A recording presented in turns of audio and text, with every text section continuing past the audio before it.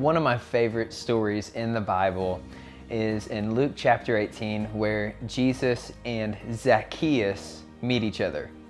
Zacchaeus is a chief tax collector, and he is one of the most despicable people in Jericho at the time. Many of the people in Jericho could not stand him because of his job and how tax collectors would rip off people in Jericho for their own gain for more money. At this time, Jesus is entering into Jericho, and Zacchaeus, as the Bible says, is interested in seeing who this man is. As he goes and he climbs into a tree, Jesus comes over to that tree, calls Zacchaeus by name. However, they've never met each other. He calls him by name, tells him to come down from that tree because Jesus must have dinner at his house on that evening. So he goes to his house, spends time with Zacchaeus one-on-one. The disciples are also there. And at that moment, Zacchaeus makes a pledge that after spending time with Jesus and learning about this man, he's going to restore what it is that he took from the people. He's going to give back fourfold of all the things that he had taken away from others at that time.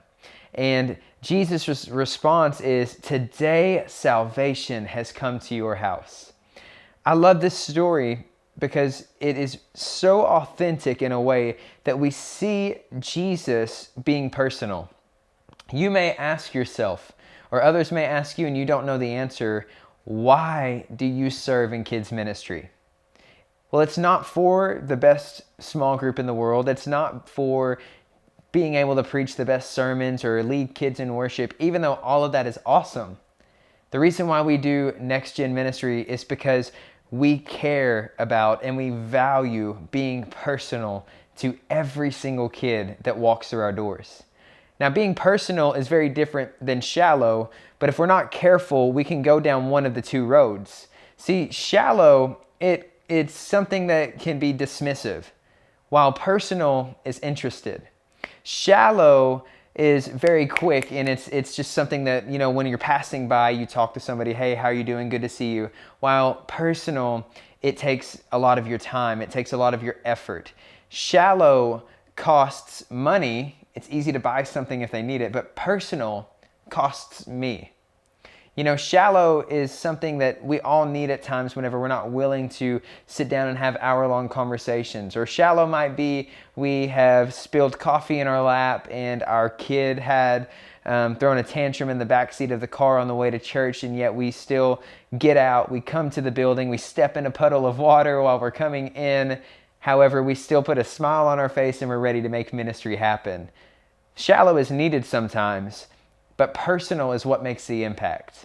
Personal is where we come through these doors and we leave everything that is good, that is bad going on in our lives at the door, because what matters most is the one-on-one with the kid that you'll get to hang out with that day. I challenge you, as we learn how to lead well and lead better as a NEXTGEN team, keep this in mind above everything else.